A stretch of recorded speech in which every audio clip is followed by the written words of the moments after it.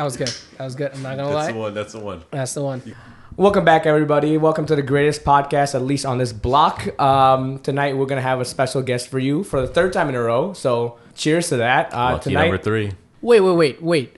We just went from the best podcast of the decade to the best podcast This week. of this week. And then now you're in the block? What the fuck is going on with our ratings? You know, we have a few fans in Australia and New Zealand, but I still think we have a lot to accomplish. Over the last 3 weeks, we've acquired 3 new listeners. That's true. Those are our guests.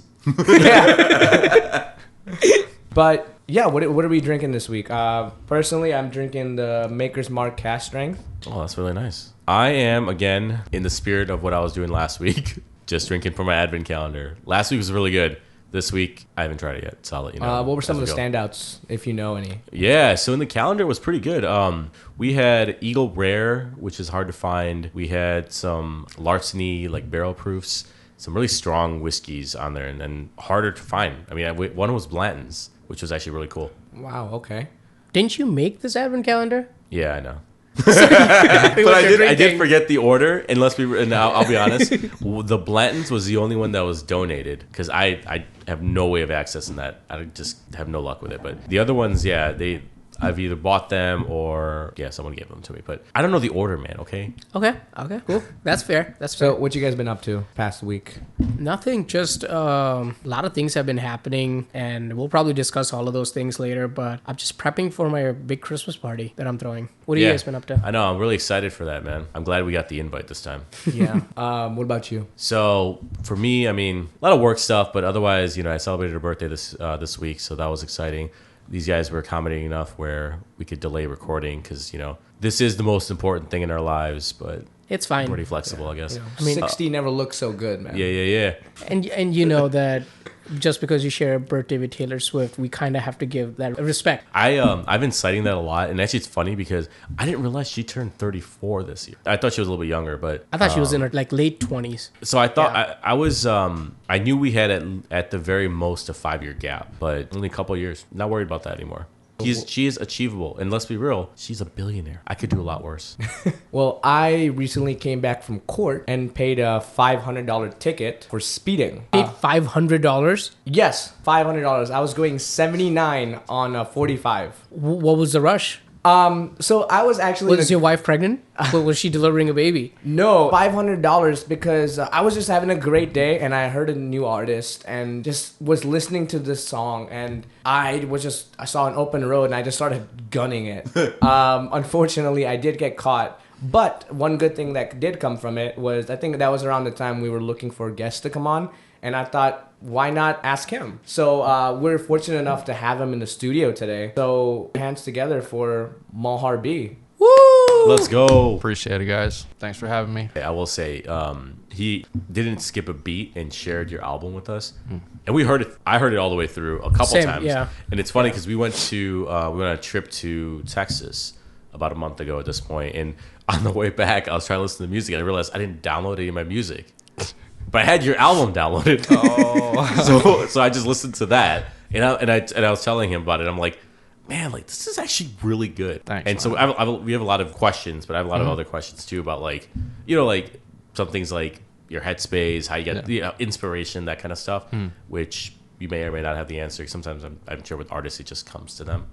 But yeah, but like give us a little background about yourself, man. Like artist, entrepreneur, producer, and just through a deep dive of your Instagram, 2016 Schaumburg Athletic Association basketball champion.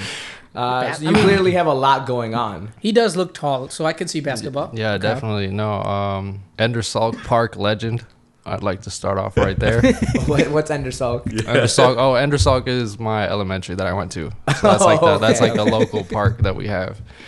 No, but I started making beats at 16, and then I was doing that for about a year or so. And the artist that I was working with, the first beat that I made, it just didn't fit him. So after trying to find someone to hop on it, the guy I work with now, he's like, "Yo, why don't you just hop on it?" So by doing that, I was also just going table to table, asking people what they thought about the beats.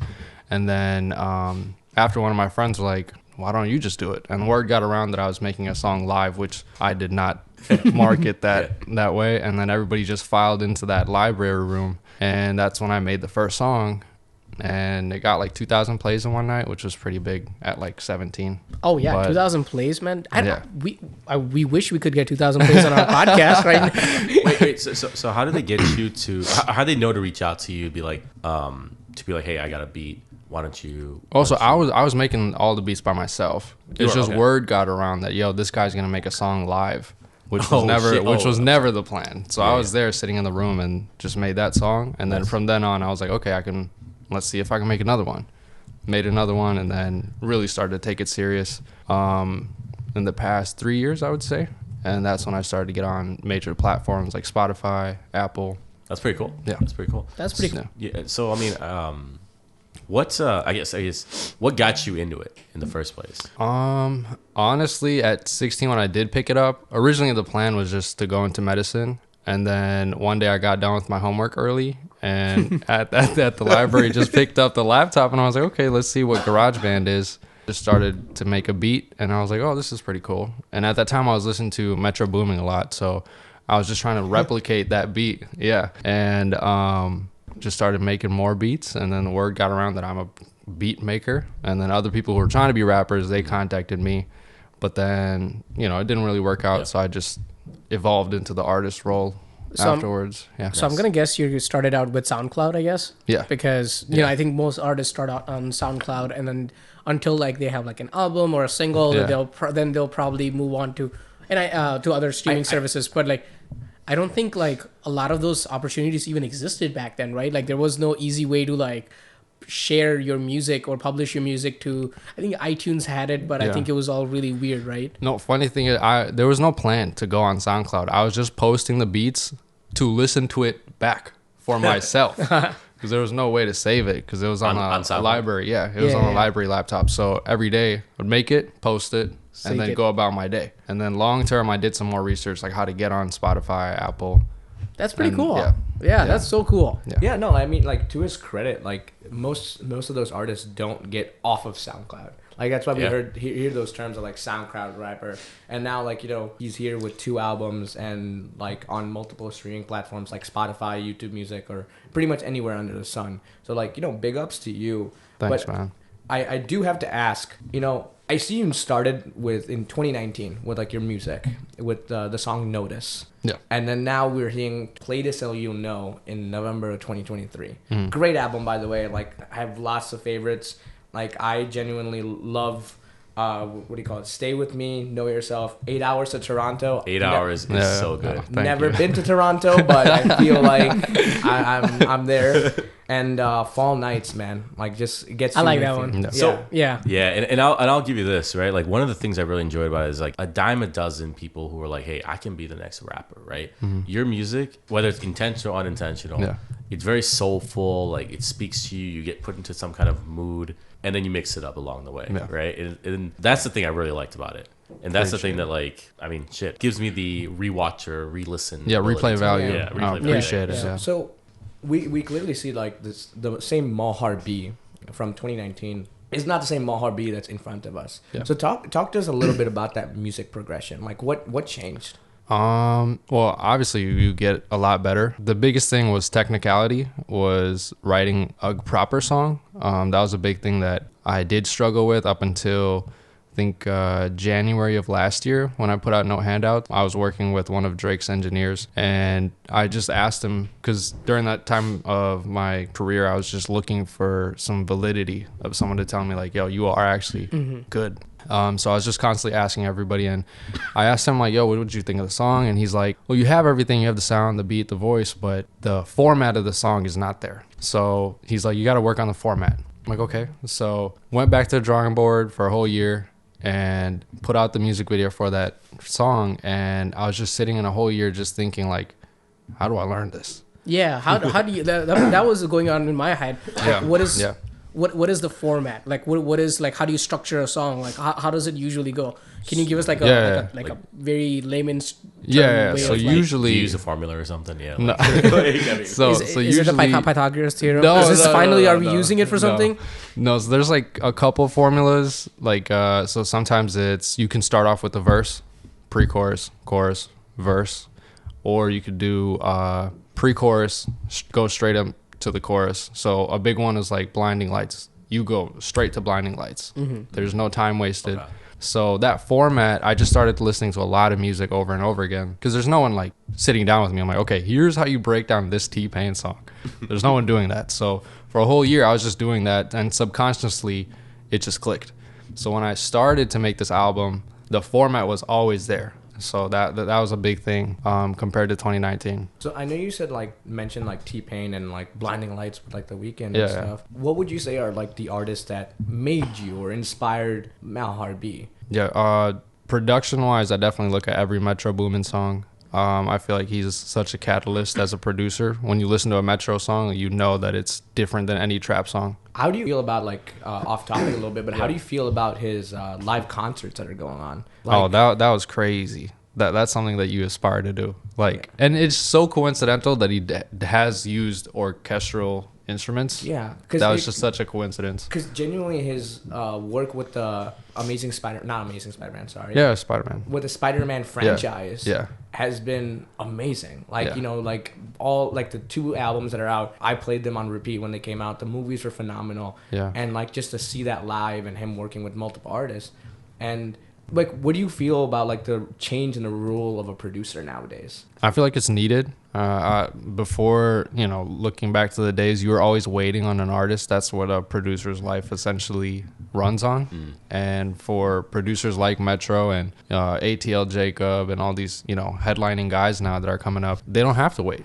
You could be like Hit Boy and just hop on a song, call all the artists that you do know, make a song with Big Sean. So yeah, big ups to them. Yeah. So as looking at your song, doing a deep dive and just listening to it, as a fan, even before meeting you, there's clearly themes of love and heartbreak. Yeah. And how has that changed through your journey, and how has that affected you personally? So when you listen to the album, you're gonna think that I'm talking about a girl from top to bottom. You're talking about the latest album. Oh yeah. Sorry, the latest album. Definitely got that vibe. I'll be real. Yeah, that's what I thought too. Definitely, but I was obviously the album. I don't want it to impose what it means to me. So you have to listen to it this way. That's why I didn't want to say it when it first came out. But I wrote it in the sense I'm talking to music in the form of a girl. So it was a summary of my relationship with music over the past couple of years. Nice. Where there were highs, there were lows, and then, music requires a lot of commitment, and you get a lot of highs, all the compliments, how people look at you. So there was a certain point I'm like, whoa, I didn't know that this requires this much commitment. Yeah. I was just in it for, the ride.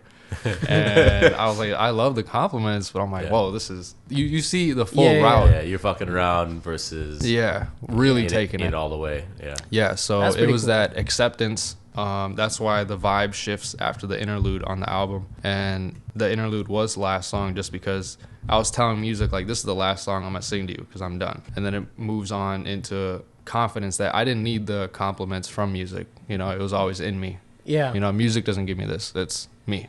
Oh, okay. That's so okay. I did not. Now it just opened up so many. The structure. Now I'm thinking the about it, right? Of the album makes a lot of sense. Yeah. I was talking to these guys before too. I was like, it's actually really interesting how it's organized, because I'm like, it would have been wild if he put this song a little bit deeper into the album, because obviously every album is not going to have just a bunch of high hype, high intensity songs. Yeah. But it felt like it was a little zigzaggy. But now when you put that as it's more of a journey. Yeah. I get it. Makes more sense for sure. Absolutely. And I could have easily just done a up energy order, easy listen. Yeah. But I don't know, for the first complete body of work, I didn't want to just jeopardize that, and it was more for me. But definitely on the following projects, it'll be much more of an easier listen. That's awesome. Yeah. So what's next for you, man? Release planned? No, just just in general, what do you dropped this album? Yeah.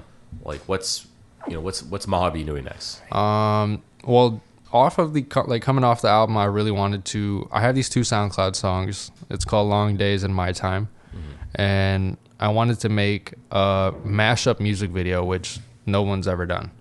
So that's a music video with both songs, and it just so happens to be that in Long Days, it's more of a grateful message, be grateful that you're on Earth. even though it's shit sometimes.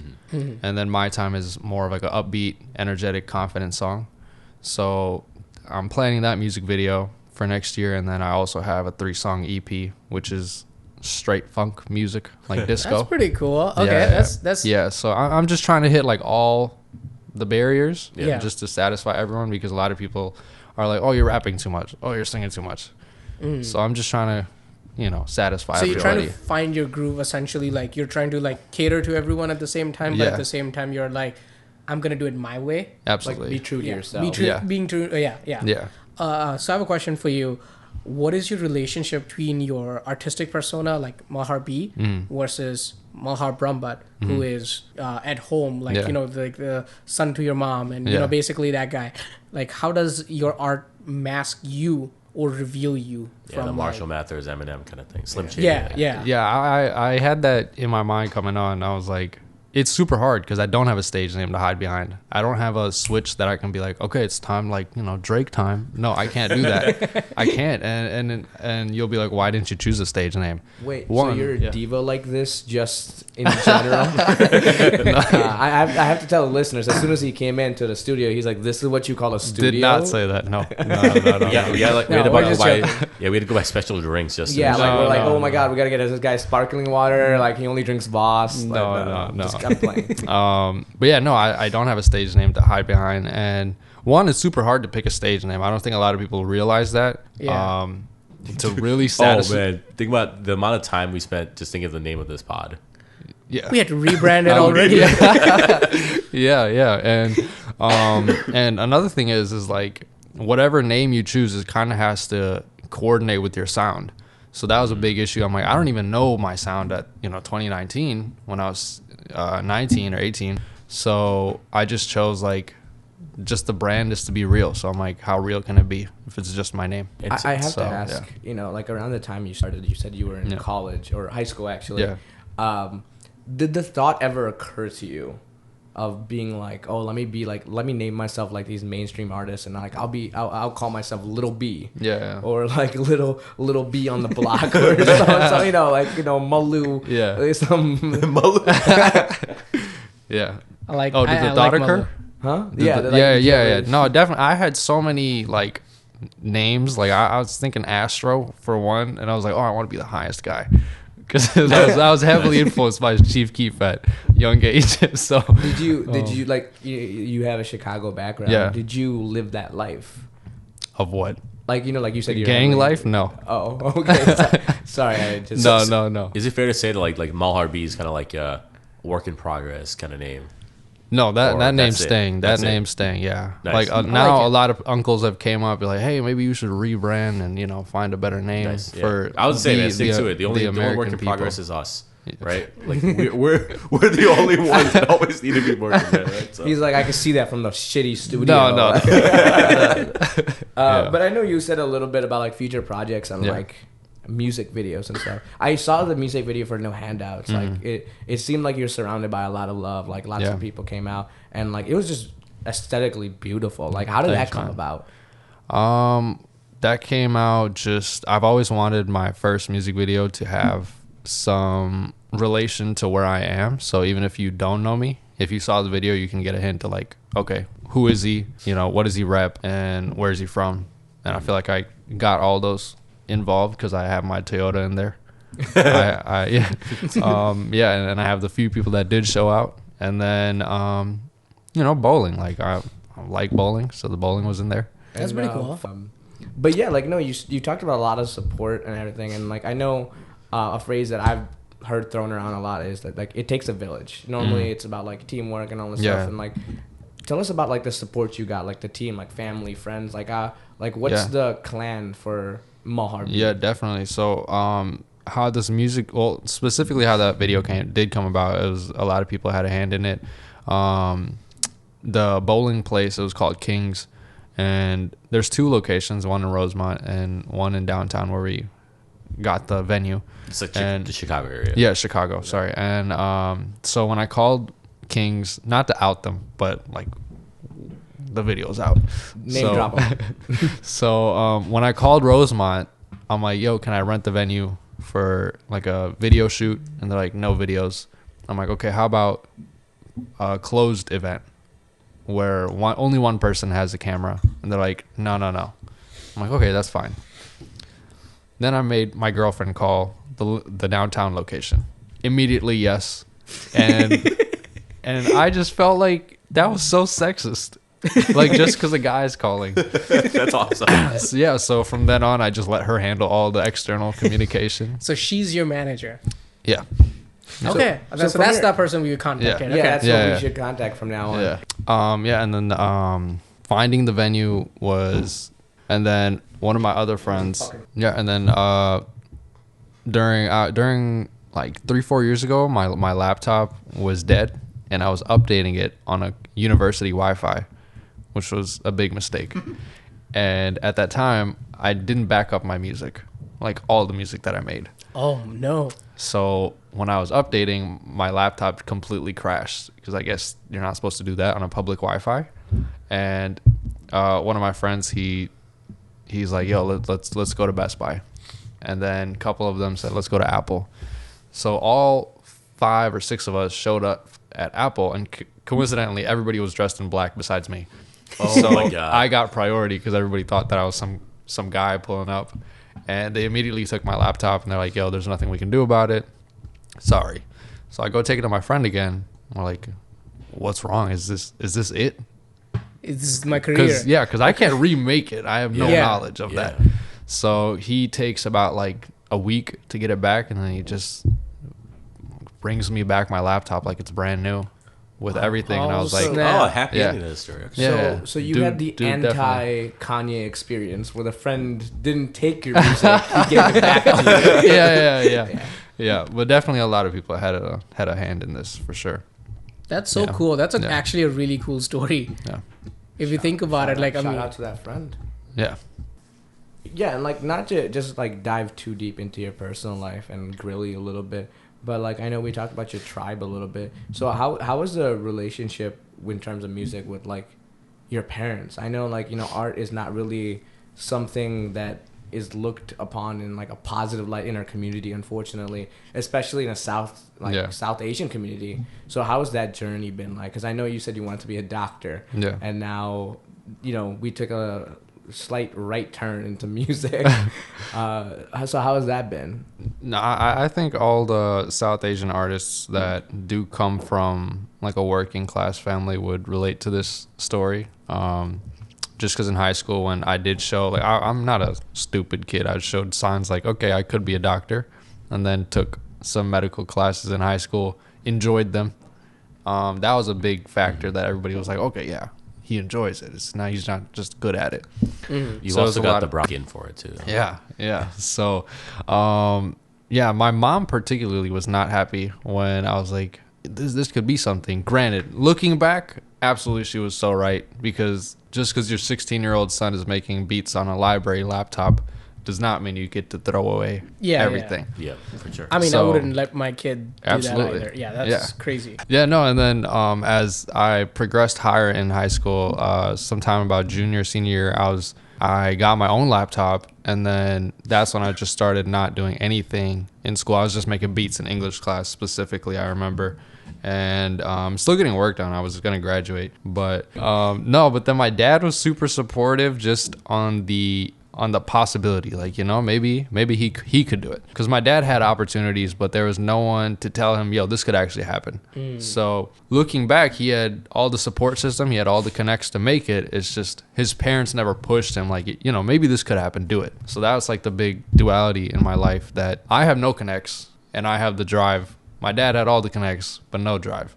Do you think that he didn't have the drive, or do you think that his situation or circumstances were very different where he couldn't pursue that drive? Because a lot of times, like immigrant parents usually run into that situation where they have to kind of let go of their dreams just so they can, like, you know, provide, or you know, like, what do you think? Like, do you think it was like a share that he had the opportunities, but he just didn't want to do it because it was the easy way of not doing it? Or like, I mean, so I've asked him like different stages in life if he ever did think that was that a possibility, and he's like, his mindset was never I could do it. His mindset was just like, just living life. Like, he never took it serious. He never thought that it was a possibility. You know, looking back now, when I'm telling him, you know, I could do this. Now he's thinking, okay, at that point, it was definitely a possibility. He had connects. He just didn't take the initiative because he was just living life. And obviously just going with the, you know, motion. Getting married. Are you first generation American? Yeah. Yeah. The immigrant parents, it's just, it sucks because there's a lot of wasted potential in that case. Definitely. And it's like, you know, you're providing, and you were born here? Yeah. Yeah. So I'm an immigrant, and so I was not born here. And so he, you know, they couldn't take as many chances as we could, right? Like they couldn't fail. Right. Absolutely, and, you know, I'd like to think that we're blessed enough where, you know, we have partners and I have like my parents to fall back on where if I do take a chance and it doesn't go the way I want it to, we have something to fall back on. It just wasn't there before, right? And it sucks, right? Yeah. It sucks. No, definitely. Because like it would have been kind of cool. And I will say, I think you talked about this in one of your songs. Yeah, I did. Yeah, right. It was the last one. It was the talk. Because I remember hearing about this, and I'm like, holy shit! Like now that you talk about it, it's pretty. So absolutely. I have a question about it. So then, would you in the future like to do a feature with your dad? Yeah, I'd love to. It's just trying to find the right beat, you know, the topic, all that has to be right for him. I mean, he's good to go. It's just for me, I have to find the right one. You'll have to do all the creative. Absolutely, and get him ready for that. But I think you want to do justice when it comes to that, like where you're like, I want it to be something that like I know people will love, I know people will listen to. Yeah. I want him to have that feeling. So I could easily sample him, you know, like tomorrow and then make a song, but it's not gonna mean like, wow, it's me and my dad on a song. You know? It's not like that. Okay. Yeah. So your first single when you release it with a my big dad. artist, like it will be you, Drake, and your dad. I don't think so, but but no, like, it would definitely be. Drake's not really in the same category as me. No. Imagine like Drake's opening up for MalharB. He's like, hey, thanks for listening. I want this shit forever. Now let's give it up for MalharB. Yeah. Oh man, I think I'd be opening up for him, but we'll see. Definitely. Yeah. No, going back to wasted potential. There's been a lot of moments in my family where as you get older, you know, you kind of find the real stuff about your family because you're older and your parents are opening up more. So I got to know that there's more family members other than my dad who could have done something on my mom's side, on my dad's side. Oh. So finding this out at like 18, 19, that like gives you even more fire. Like, okay, yeah, I'm not stopping for anything then. That really played a big motivation factor to just keep on going and like fuel for the down days. What was his sound like? They knew that you were trying to get into like kind of like more of like the I'm gonna generalize this rap, hip hop, soul, whatever. But what was like his sound? His flow, well, so back then they were just doing covers of straight Bollywood songs. Oh, cool. Okay. Right. So and then he was also singing Garba. Oh, shit, nice. Okay. But there was like two avenues for him that he could have blew up in. Yeah. For people who don't know, Garba's like a folk song kind of a thing. Yeah. Yeah. But his goal was to go on to become a playback. Like that's what he wanted to do. His vision was. Yeah, his vision. Yeah. That's really interesting.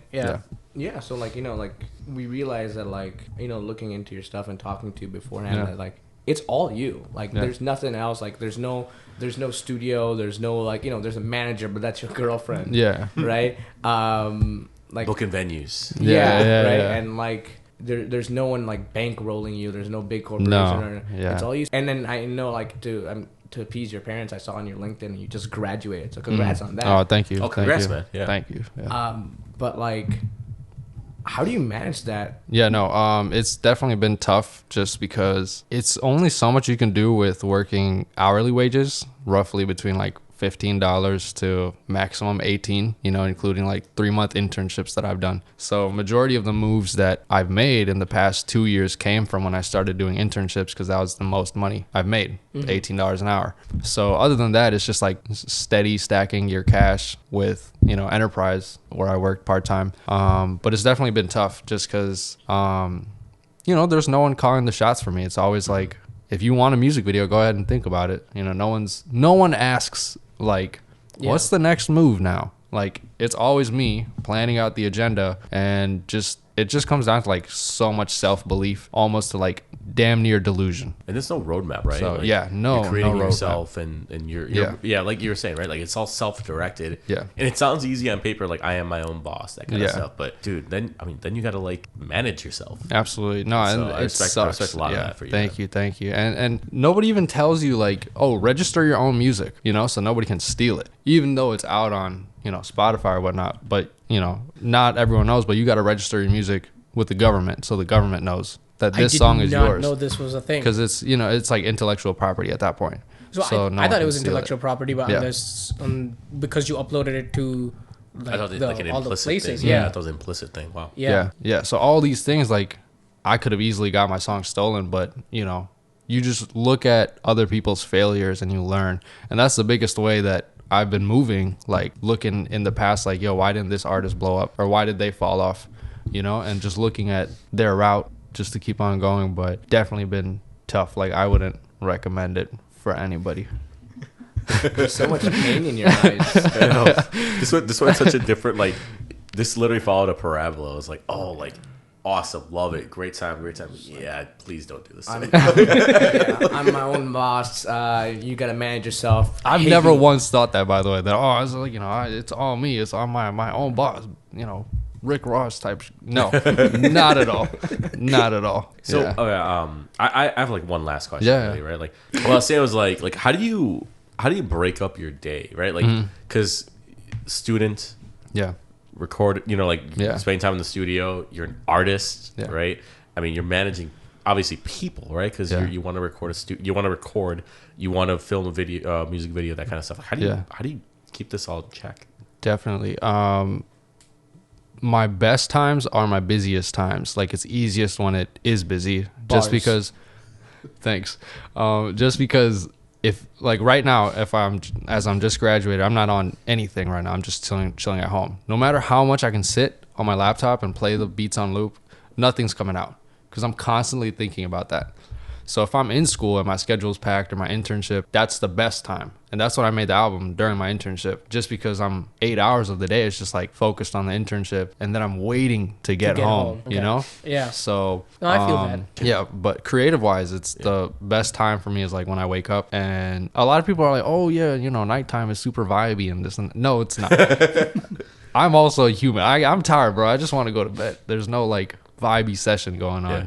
Like, you're not sleeping in, right? And so like wake up at like 1 or 2 and be like, okay, well, you know, 10 o'clock hits and I'm about to hit my second win. No, you're like, you know what? I'm going to sleep. So you don't have a studio full with like your closest friends just like smoking, partying in the back? No, just I lay hate out a that. couple No, I bars? actually don't like anybody in the room when I'm making it, just because it's like a vulnerable experience. Because I don't know what I'm like what I'll be making. Yeah. If I'll be making something super therapeutic or, you know, romantic or whatever it is. It's like more of like a virtual diary with my laptop. I get you. Okay. And it's actually interesting that you brought up that, you mentioned that, you know, it's something that you do other things, and then that gets the juices flowing, right? Yeah. Like there's a famous case where like Albert Einstein worked in a patent office, and that's where he came up with this theory of general relativity, which revolutionized physics and all that stuff. It's just like it shows you like the power of, I forget what the term is for, like when you're not, your peripheral memory or your peripheral thinking. Yeah. And so like it's interesting that it applies here as well. Definitely. Yeah, thank you so much for providing us an insight into like your life as an artist and like your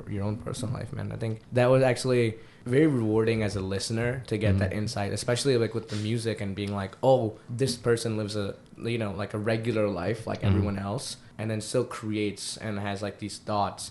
And like this album, like, you know, changing our perception in the studio of being like, oh, it's a love letter to music itself. Yeah. Because we did have that question of like, hey, why is there like an ending song in the middle of the album? Yeah. And bro, like, think about how many times you wake up, or how many weeks, or how many days in a year you're like, man, I should record an album, right? And then we know once you start putting to it, you're like, oh my god, this is really hard to fucking do, right? Yeah. Like, I mean, I was like, you know, you have shower thoughts, and you're like, oh, like this will sound really good, and then you start putting pen to paper, and you're like, yeah, I'm not talented at all. I'm just imagining your thought process. You're like, I'm gonna wake up, take care of my little girl, do business, kill it. Quick bars. Go into the studio, quick bars. The only bars in my life are bars of soap. That's it, bro. Like quick Bars. Grab some dinner, take care of my little girl again.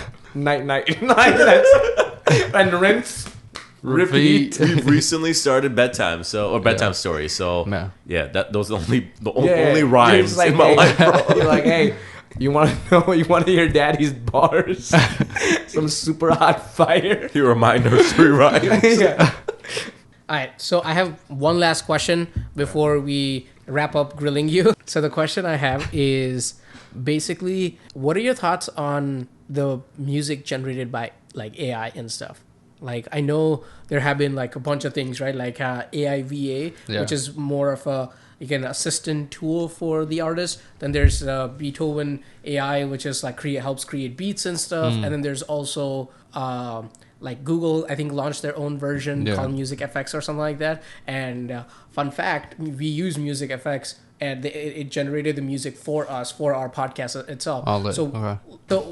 What do you think about AI in general, and do you think it's a threat, or do you think like it takes away the creativity, or give me like what you would want to use AI with? But at the same time, like, do you think AI has a place with music or creativity in general? Like, what are your thoughts on that? I think this is like a 3-part answer, but strictly from like an artist standpoint, no, like it's horrible, just because.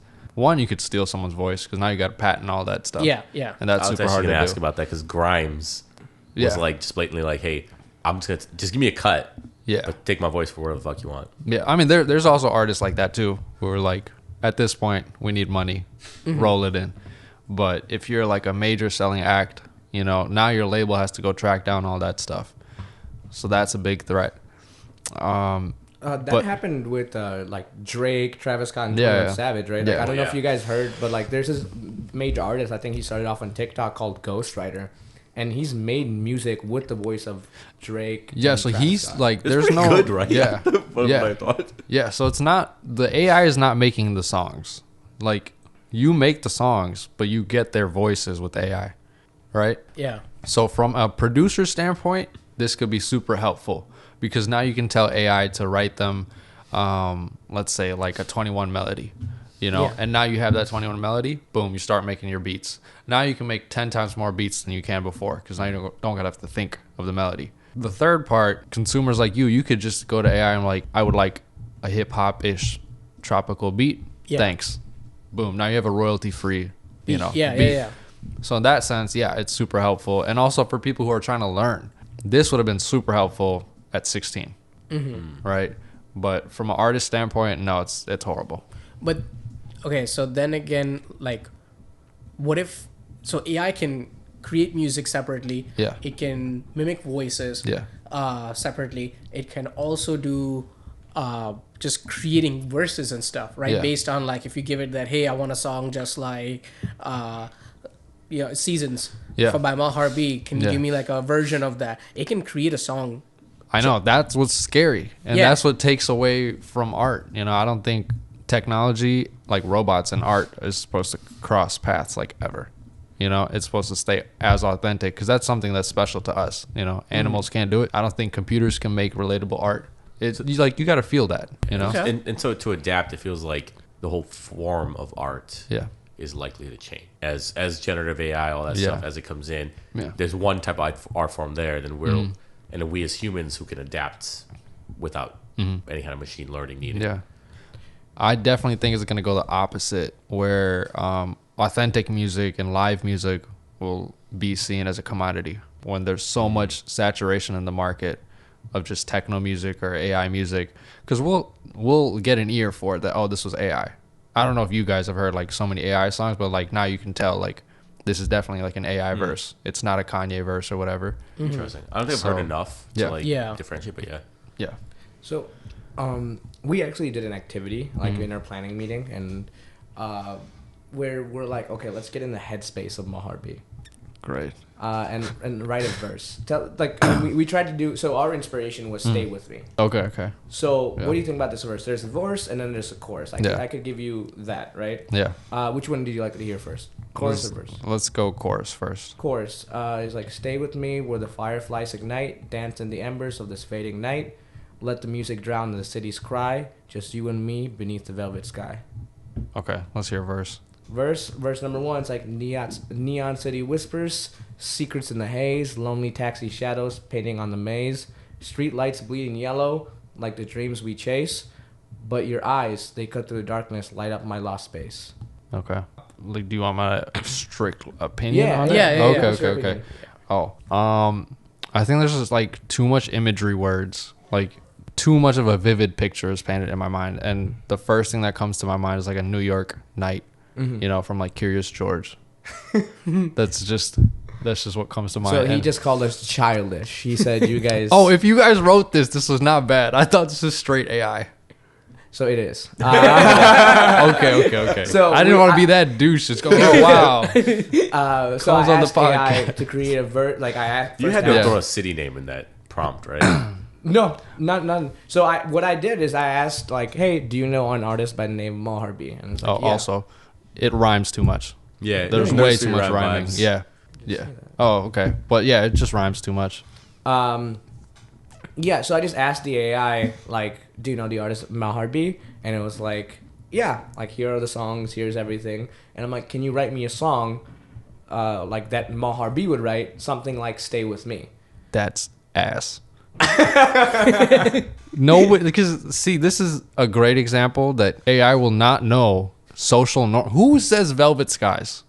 Don't act like you say Velvet Sky now. Don't say Velvet Sky. Don't say that. No, but personally, I'm more of a velour kind of guy. But yeah, whatever. Wouldn't it be fun? Like it's a dope thing to say though. Is it Velvet Sky? Velvet Sky is it like we've never heard that. So here's the thing. I heard it in the flow of Stay With Me, and I'm like, it can kind of go right because honestly, the whole thing's that a lot of syllables fit. Like you have a good beat and flow in that song. Yeah, where a lot of stuff can go. Yeah, and that I think that's a testament to that. Like a lot of the stuff sounded good still in my head. Okay, maybe I'm just over analytical with lyrics. I don't think nobody's gonna say you're this the owner, right? Like you know how everything that you tried and didn't work, and you're like, no, I don't want this here. I don't want this here. I want this, right? So like. For us, it's like, dude, a lot of it's gonna sound good. 1, 2, 3, 4, dude, put that shit in.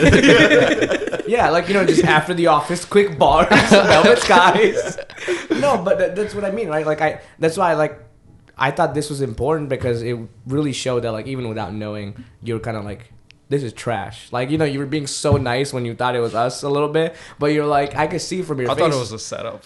Yeah, you're like, this is not good. It rhymes too much. It's like there's too much imagery. It's like, yo, I'm not trying to watch a movie in my own head. Yeah, it was too artificial. Yeah. That's my point. Like you'll never know. Like AI will never come to a point where it's like it'll completely know how to write a solid, I wonder poem or something. I wonder if his like perspective will change when what do you call it? Skynet comes alive. And there's a gun to his head. It's like, what do you like about my Velvet Skies now, MalharB? And it's like, oh, dude, it's so good. I love that it rhymes so much. No, I would completely backtrack if Ultron pops up. He's very scary. But awesome, man. So I think, we got a good view of, one, who MalharB is, who Malhar Brahmbhatt is, and also what goes into his music. And honestly, I'll be honest, going in, I knew I'm not an artist. I'm not a recording artist. I'm not anything that right. Coming out of this, I am even less. So typically what we do here is we'll do a couple news rounds. Okay. We'll do a couple other things, and these guys will introduce some stuff too. But what I'll do is I'll just run through a couple things I have this week. Yeah. And we can stop along the way and we can talk about it, and obviously chime in as you feel for sure. Anything that strikes you. So.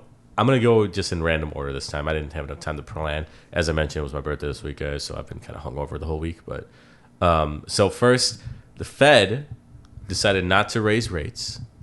And, going off of the whole mortgage shit I was talking about last week, they expect to cut rates next year to about, drop it about 75 basis points or 0.75%. So I don't know if you guys follow sports as much, but in baseball, a record contract was signed this week, okay? Or an agreement to sign. So Shohei Ohtani, a Japanese baseball, I think he plays on the Phillies right now. Angels. Angels. And he agreed to sign an agreement with the LA Dodgers for a record contract, okay? So the previous record was signed by Michael Trout on going to the Angels. 12 years, $426.5 million. God damn. Okay. And 12 years, right? And so that, I think that runs out in 2030, I think is what it is, right? Soon, yeah. So he signed it like about 5 years ago. This one is 10 years for $700 million, okay? 700. Now put that into perspective here, right? This guy will get $2 million every year for the next 10 years. And then after the 10th year, we'll get the other $680 million. Yo. That's money. That's wild. That's I have to say man. that, like, I love the progression of different ethnicities in sports. I think, especially with baseball, I think it went from, like, you know, the Cuban and Puerto Rican players, and I think now it's like the Japanese players and coming and just dominating the sport. Yeah, and I'll say it started with, and this is gonna date me. I don't know if you, I'm not sure if any of you guys were alive at this point, really, but like there's one of the breakthrough Japanese players in the MLB was Ichiro Suzuki. I believe he was one of the fielders, but like he was on the Mariners, literally one of the best players on their team, and basically brought or Suzuki Ichiro, I forget which direction, right? And basically like kind of put Japanese players on the map. And I mean, they've been part of the sport for now 80 years. It's huge over there. Yeah, because and it started actually, unfortunately, the story's a little unfortunate where it started with internment camps during World War II, and so they didn't know what to do. And like during World War II, and we were fighting obviously Japan in California, in the West Coast was more prominent. They took them, they just basically rounded them up and put them in basically makeshift kind of concentration camps, and they didn't really have much else to do, so they took on the culture a little bit, and they learned to play baseball. I don't know when soccer and football kind of got there, but that's one thing. Do you think this was like? I'm so sorry, but do you think this was another way for them to prevent another fat man? Just put their effort into They sports. didn't know at that point. No, this is before all the bombs were dropped. Oh, okay, never mind. Oh, Jesus. They didn't know, man. So that happened, right? And I think there was some like, he has a lot of power, actually. I mean, the power is to withdraw from the contract, and let's be real, if you're healthy and can play, why would you ever withdraw from this contract until you're done, right? Something like, like he can direct where charity funds go. If certain people leave the organization, he can pull back on the contract, that kind of stuff. And so there's a lot of stuff that he can do, but so that's another thing. Now, one of you guys shared this with me, but the most popular items for this holiday season in various states, every state was listed, and so I wanted to highlight a couple of them, right? I think my favorite is the New York one. Yeah, I was gonna highlight that one. It's like New York's like, hey, listen, we're a little behind, so Google Nest. But They want Google Nest, which makes no sense. Why is that like the most wished for item for Christmas? I just got one. I mean, Are you in New York? I will say the general themes are pretty consistent across the board. PlayStation 5s were on sale, so a lot of people got PlayStation 5s. I got one. It was only by like $50. I hated that sale. Really? Was that what it was? Yeah, Like, it was only $50. okay. It's such a scam. That was so. So it is. So I will say this, right? Like the reason I was on board is I'm like, you know what? This is a reset to like what the new retail price is going to be, right? Like it's going to be about $350 to $400 now, right? And that's kind of PS5? Was it For PS5? Yeah, it's probably going to be about that now. And if you throw a game in, maybe add on $50 to get $450. So I actually had a different experience. I was one of those people that like decided to do things old-fashioned way and go out shopping. So like during midnight. So I actually got mine for $350. Like I bought one during Black Friday, and like they only had 2 at this Target location. I was lucky enough. It was literally like it felt sad and nostalgic in a way where it was literally me and like a 10-year-old waiting, and I ran past that fucking kid and bought both of them. I missed that sale completely. I would have bought it if it was $350. it was. I bought myself one just so I can resell it, but then I ended up not reselling it and giving it to him. No, he was nice about it. I appreciate it. Yeah. Man. I know he gave us Thanks some for the he gave us update. some guaranteed profit to sell it to me for what he paid for it. I mean, it's like. Yeah.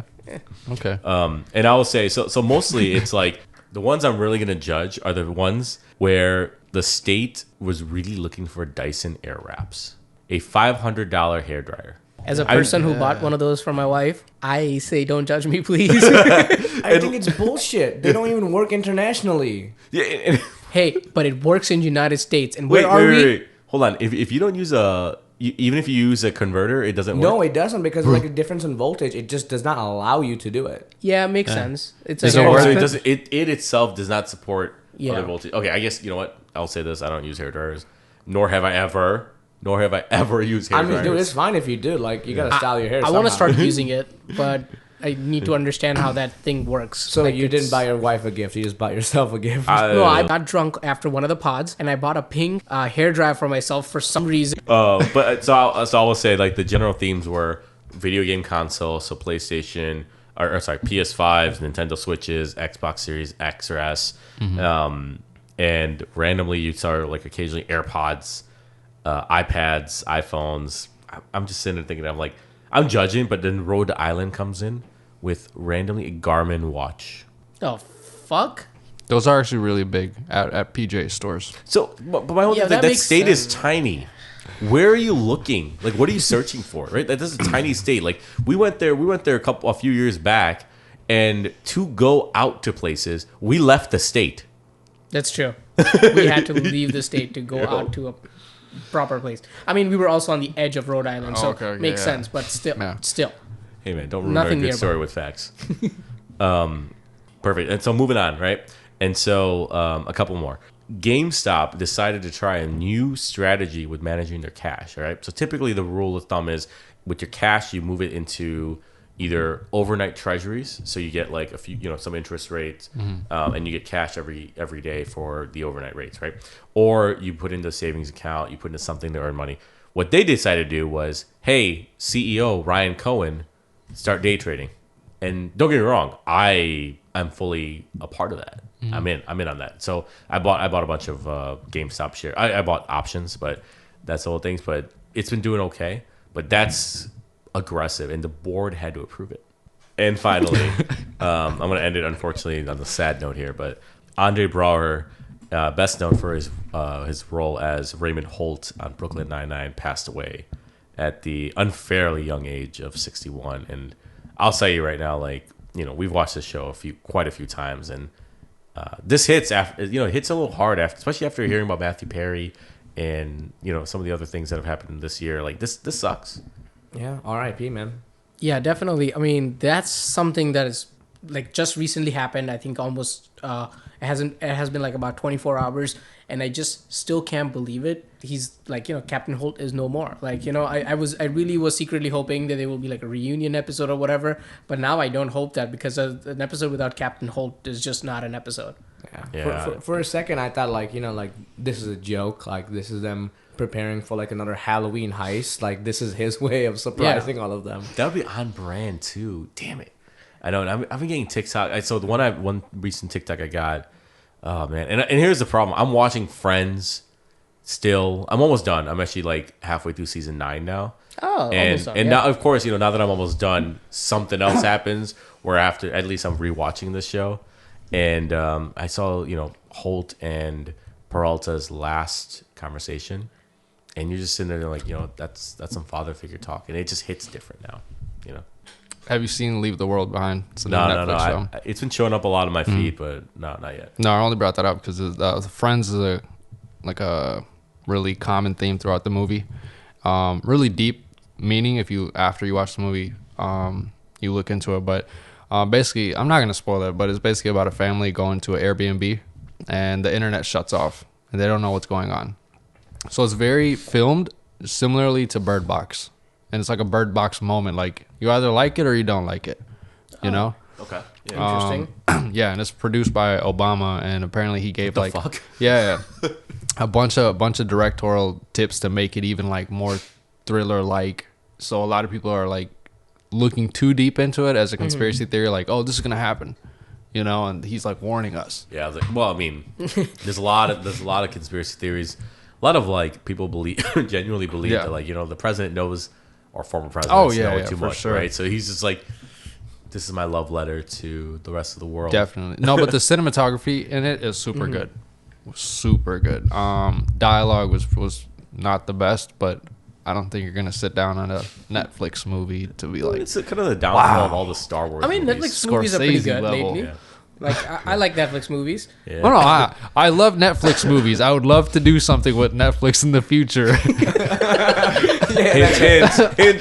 Take that out really quick. That's a true independent artist. He's like, I would love to work with you. Don't get me wrong. I love money. It's hard out here.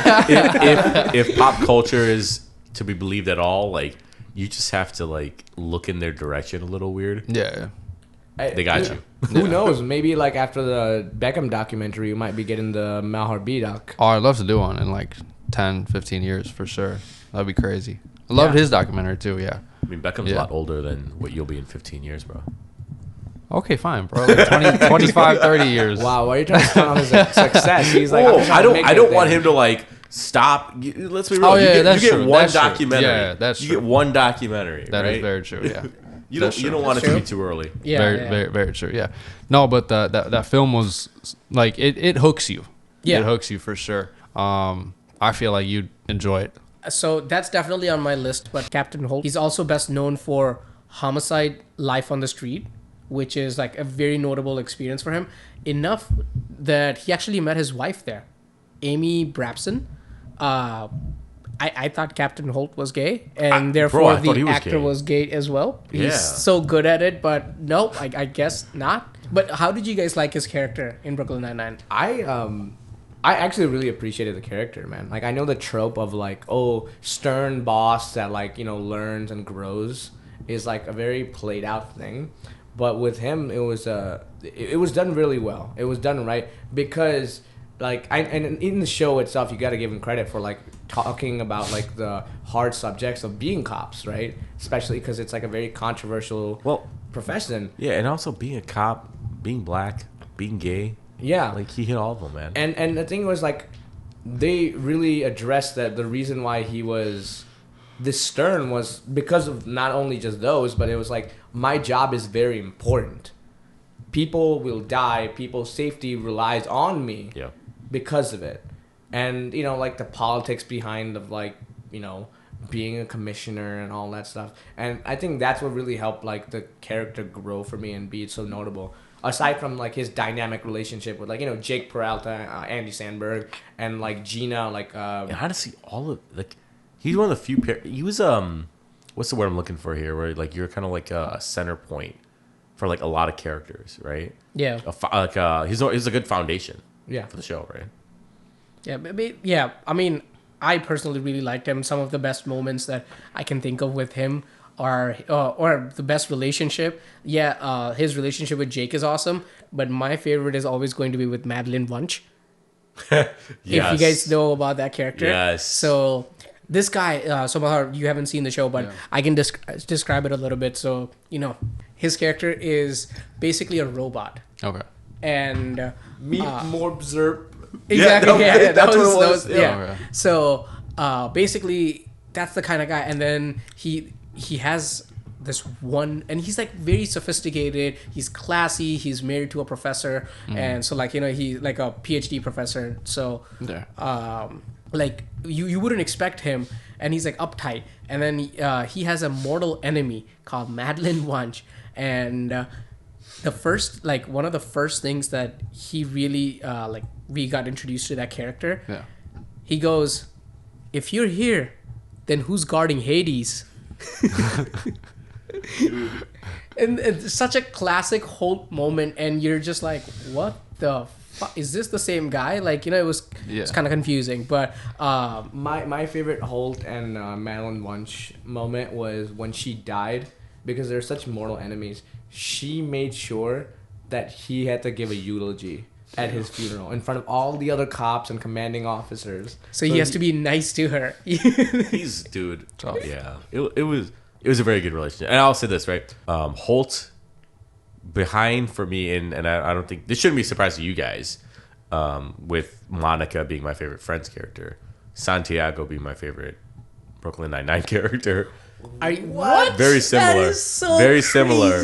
That's the thing. Amy's your favorite character? So you know what? I'm going to caveat it though, right? Like early seasons, Amy was my favorite character. Okay. Where she wasn't like just like she was a plot device later, right? Like, yeah, like no, she had her own like tropes and she had her own arcs with like being a sergeant and all that stuff. But I do understand it. I think I did like Amy as a detective early on much more. Yeah. I it's an obvious choice, but Jake was the best. You gotta have a friend like Boyle. But like you need a friend like Boyle. Get you a Boyle in your life, bro. That's I think friendship like Boyle is something that I want in my life, and I really hope every day that my friends start acting like Boyle. Yeah. But I'll say this, so Santiago is my number one early seasons, but number two was always Holt because why wouldn't he be, based off of how you guys know me, right? Like that's the whole thing, and Jake obviously falls right behind him. Is this more of like a dramatic show too? Because I've only seen like comedic clips. Like no, it's mostly Office. Comedy with a little bit of drama sprinkled in. We've unfortunately had some significant deaths lately to cover. That's why. But that's something. Otherwise, it's like No, because the way you guys were talking about was like Game of Thrones level. No. I don't think it's a sitcom. It's a straight up sitcom. Yeah. Like one of the shows. Yeah, I gotta get into this. So the show is all comedy with some later seasons when all this shit was like relevant with cops and stuff, like they did some damage control, that kind of stuff. But, so my question for you guys is like, what is your guys' favorite Brooklyn Nine-Nine moment? I know mine, and I can tell you guys mine, and it's I want it that way. Tell me why. I love that all of us sang except the one singer in the studio. I didn't sing either. Yeah, he didn't. I'll hold it down for Malhar. So my favorite moment in all of Brooklyn Nine-Nine isn't a moment; it's an entire episode. It's the one where they interrogate that motherfucker, the dentist. That's such a good episode. That was a great episode. Yeah. That's proper drama. That's not even like, that's less comedy, more drama kind of an episode. That is literally so Family Guy. All these shows try to do it, right? Family Guy tried to do it with just Brian and Stewie, if you guys know it, right? They're stuck in a bank vault. That's the whole episode. I think they do a two-part, right? This episode did it, and it was all one scene. You don't know what the fuck's going on outside, and all it is just the strength of their characters. It's so good. Okay. It's hilarious. It's serious. They're trying to get a confession out of this guy, and it's just literally in the interrogation room, like two characters and like the victim, and they only have like the night to interrogate him, because if they can't get a confession out, then they have to set him free. Damn. And they'll get in trouble because it's like kind of holding somebody for no reason. Yeah. Mine would definitely be like around the end. Like, I know this is not like a more popular moment for everyone, but it was the last couple episodes, and they were doing the last heist, and it was just like Jake goes into this bathroom and he hears a shower, and he's like, he opens the shower on one side, and he's like, surprise.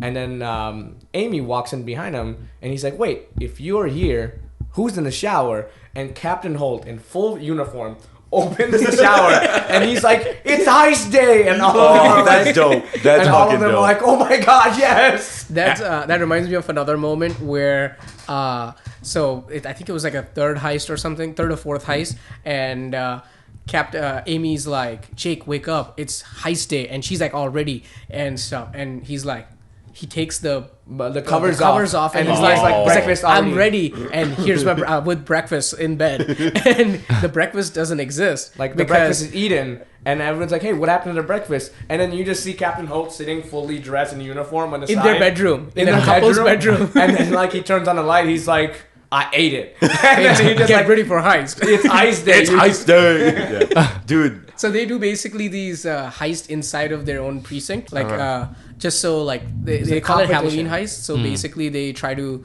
like competition, like who is the smartest, who can out like maneuver each other, and steal a certain object. Steal a certain object. Is this something I should do with my team? Not heist specifically, but like something show up like to their house. No, I mean I don't know.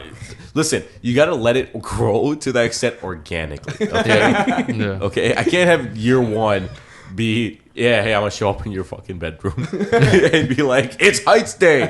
Like, what the fuck is heist? They're like, yo, we gotta talk to HR. So another whole thing that reminds me of, he basically was like a mentor to Amy, because Amy is like, oh my god, he's everything I want to be, and I think the precinct was shutting down, and they're like, she's like, hey, I know you're not my actual mentor, but like I really looked up with you, and I was looking forward to over the years like learning from you, and he's like, I didn't want to tell you this, but I have been mentoring, and brings out this ginormous 4,000 page binder. Yeah, he's like, well, you're just on step 32 of a 4,000 plan that I have. Yeah. And then he goes, and he's like, she's like, okay, well, the only thing we could do is like, by the end of the day, go through all of it. So they're working through it. And one of the things is like, they're talking about greetings. So they're like, okay, if someone says, hey, hello, that means, hello. If someone says good morning, Yeah. they basically want to say hello. But if someone says what up, that means it's a person you're worth not talking to. Just walk away from that person. Holy shit. Yeah. Like if they abbreviate, that's a con man that you're speaking to. No, but like he was a significant character, and like there was a lot to dig in with that show itself, man. Like we could literally do episodes like episode by episode and like review all of them. But it's not just a show about like certain things, right? It is a show where they try to cover police brutality. They try to cover Rosa coming out as bi, and how her parents not accepting her in the beginning. At the end of the episode, her dad accepts it, but mom still needs more time to like kind of do that. And they're like a family. Like all of those things were super cool. Like racial profiling with Terry Crews. They did like that episode. Like even as a cop, he was just out in the street trying to get like his child's toy, and he got racially profiled in his own neighborhood. Yeah, and the only reason the cop apologized was he found out that he was a cop, and that didn't really sit right with him. And this is all before the George Floyd stuff, so it's not like they pivoted or anything. Okay. They only pivoted the last season because of all, like, it was during COVID and stuff like that, so they had to actually redo a bunch of stuff, and no one wanted to watch a cop show after all the stuff that probably fell off. My favorite thing was like during like before like the final season, they were actually genuinely thinking about like just doing a 180 and then turning it into like a postal office. Like all of them are just working in like a postal office. Wait, seriously? Yeah. Oh shit! There were talks of that. Yeah. Like how would they explain like the shift? So in the most, they're just like, you know what, it's all good. Yeah. So in the most Jake Peralta way, I would say I would like to end this segment with cool. No doubt. So I know that as tradition, we normally do a Am I the Asshole or Reddit story. So I know that we have one prepared today. So I would love to hear your opinions on this, Malhar. Yeah. Because some of these get wild. Like we've talked about like sons fucking mothers. No, I've heard your content before, for sure. It's a little. Oh, it's real. It's real. Yeah. It's real shit. All right, so today I have a Am I the Asshole story. So I'll give you a title. Am I the asshole for outshining the bride? Yes. The bride. Yes. Okay. So going to the story. So I, 27 female, am a black African woman. I'm living and working in Germany for a fixed period on secondment. While here, I became quite friendly with a colleague, 60 female, and she invited me to her daughter's wedding. I was excited as I've never been to a white wedding. I asked if there was a dress code / color scheme to adhere to since it wasn't specific on the invite or it wasn't mentioned. While I was told the code is dress to impress. So I said, bet. Pretty clear so far, right? Like Dress to impress, yeah. Dress to impress. Okay. Nothing crazy yet. Nothing but a rule follower. Okay. Day of the wedding, I understood the assignment. I wear my traditional wear, which is a beautiful and obviously not German. The garment is green. So no problem there. Or so I thought. I get a lot of questions and compliments at the wedding, which I genuinely downplay because it's not my day. My colleague seems colder than usual, but I pay no mind since she's the mother of the bride and she could be preoccupied. The bride is downright rude to me, but again, I give her grace. I congratulate her and thank her for including me, and I get a tight, like, it's a emoji with basically like a stern look in response. No, I can definitely read it. Yeah. I'm feeling this. I'm feeling it. Okay. So what do you guys think so far? I mean, the vibes I'm getting is they're a little ticked off, I don't know if it's a traditional African dress because that could be like, a an Indian girl wearing like a sari to like a white guy's wedding. That's what I'm thinking, right? You Like know? something that Obviously stands it would out. be like, whoa. Yeah, it's a real But it's- standout, man. Yeah. I think it's just a normal sexy dress that she wore. Sexy. Sexy. Yeah, Why are you you saying gotta sexy, be bro? You're married. Nah. I wonder if like standard in Germany, you don't wear like super colorful shit, and she like wore something like green stands out. No, she said it in a was sea of green. It was orange. okay, right? Yeah, she was. Yeah. Okay. So I keep to the edges of the room as the music isn't really my vibe, and I'm just observing how They're not European. playing MalharB. They're That's not. the problem. And I'm just observing how European weddings work. I leave around 8 after 5 hours and go home before the wedding finishes. Monday, I walked into whispers in the office. People are acting strangely and more reserved than usual. An office friend pulls me aside and fills me in. The bride's mother is fuming. My outfit was too extravagant, over the top, and inappropriate. I drew attention from the bride and commandeered the room. I was rude and disrespectful. She told people about it, apparently. I would walk out like a bad bitch if that was me. But walk out of what? Your own work? Like, what? I'm going home now. I'm Going taking, a, home. I'm taking a PTO today. I would Why? I would just Too work- tired serving Yeah, just looks. work. It's- I would just live my life and be like, hey, like it ain't you, bro. So I approach mother of the bride and ask to speak, but she says she has nothing to say to me. I ask her why she was shit talking to people. Why wasn't she directly talking to me? And she calls me an insolent child. That has to be racist. There are some racist undertones. Call up HR. I've seen this case before. I explained to anyone who scolds me that this was my first white wedding. I specifically asked what to wear and follow the guidelines.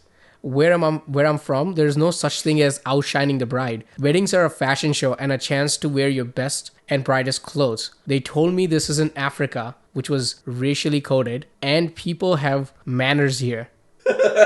Wait, they said this is in Africa, the whole ass continent. That's fucking racist. That's so racist. racist. Oh my god. Jesus. I laughed and told that the person can go to hell. So she's telling people I lack remorse for my behavior. I'm wondering if I'm really the asshole though. So what do you guys think? Is she the asshole? Fuck no. I don't No. think so. No. Yeah, this is an easy. It feels easy. Where like, I wish we can see the dress. I do have follow up questions. Yeah, one of which is Yeah. what the fuck does the dress look like? 2, how long has she been in the States, or was it the States No, or this is Europe? Germany. Germany, right? Right. How long has she been in Germany? And you said it was like the first like wedding she's gone, like white wedding she's Yeah. gone Ask the to. questions Right. beforehand. It's like, Yeah. hey, what's appropriate? Yeah. Right? Like, what's the issue? And like, if the theme is dress to impress, and you are mad that I impressed, fuck you. Yeah, and I mean, and don't get me wrong, like you wear a green dress that like stands out, all that kind of stuff. Like like it's not like she walked into that wedding or reception, whatever, with a white ass ball gown. Yeah. No, the bride So was I- serving cunt. She was serving looks. Yeah, I'll say, I'll say NTA, not the asshole here. Yeah. So there's an edit. A lot of people said you should go back to where you came from. Why? Why? Racist shit, bro. So Why? so True. I think it's a race thing. she Yo, said like- so she's like, I'm about to board the flight and I'm actually going back home. So oh my god, Thanks for the feedback. I I'm feel, guessing I'm not the asshole, but could have inquired further or done research. Fair. I feel terrible for what I'm about to say, but she did go back where she came from. Yo, that's fucking dope though. I love that she came to this country, literally took over this wedding. She took a dump on that wedding, dude. and She didn't take a fucking- dump on the wedding. and fucking left, and they got mad at her for being that bitch. She's like, dude, fuck secondment. Yeah. No, it was like towards the end of her secondment, so she just wrapped it up, and then she's like, "Oh, it's time to go back." But she's like, "Funny thing, I am leaving, bitches." But yeah, so you said not the asshole. What about you, Malhar? No, not the asshole. Not the definitely- asshole? No. Definitely not the asshole. Can't be, man. Can't be. Funny thing is that we are all in agreement, and everyone said it's not the asshole. Yeah, that's all I had. I mean, this was a very tamed one comparatively, but I was just so like taken aback because I was like, why would anyone think that they're like this girl is the asshole in this situation when she clearly asked, "What do I wear?" This keeps steering me further and further in the direction of she's not the asshole. That's wild, dude. She looks so good. They asked her to leave the country. I would be on a forever high after that. Yeah. That's wild. She was wearing space pants, and her ass was out of this world. But yeah, man, this was super fun. Honestly, thought this was a really eye-opening experience, just learning about the industry, learning about him as an artist and like the process, and getting some insight into the music world. So thank you so much for coming out, Malhar. Oh man, thank you all for having me. This is like my first podcast to be on as an artist, so I really appreciate y'all coming with those questions, and the quality was, up to par. It was amazing. Love the vibes. And definitely listen, man. I'm call it out, but like, plug yourself, give out your socials, all that kind of stuff. Yeah. I want everyone to hear this stuff, man. Oh yeah, definitely. Album is called "Play This You'll Know" by MalharB. Instagram is MalharB official. Just go run it up. There's a song for you on there. Perfect. Yeah. But I think that's it for tonight. So thank you guys for listening. I'll talk to you guys later. All right. Peace out, guys. Well, hit the hay.